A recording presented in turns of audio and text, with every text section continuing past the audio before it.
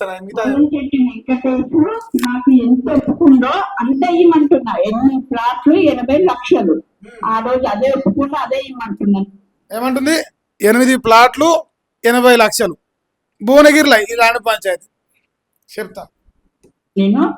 నాకు ఆయన మా బాబాయ్లు ఆయన కలిసి మాట్లాడుకున్నారు.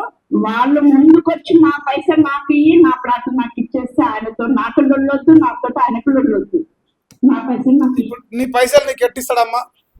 నీ పైసలు నీకు ఎట్టిస్తాడు? ఈ మధ్యలో చింతపండు అనే కుక్క తిన్నాడు కదా పైసలు, అలా అత్తుకోరు నా కొడుకు. అలా అత్తుకోరు నా కొడుకు నీకు వచ్చే 80 లక్షల వాడు వాటా తిన్నాడు. సగం తిన్నాడు కొడుకు. సగం తిన్నాక నీకు ఎట్టిస్తాడు 80 లక్షలు? వెంకటేశ్వర్లో అడగడు మన తెలియదు. సరే ఆ జోలి పక్కన మన మల్లిగాడే ఇంపార్టెంట్ మనకి. ఈ లత్కోరు నా కొడుకు దగ్గరికి వేయింది.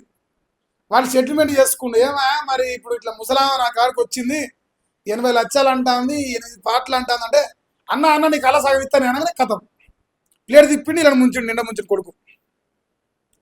అంతేనా జరిగింది? అని ప్రమాణం చేయాలని పిల్లల మీద పైసలు తీసుకోలేను.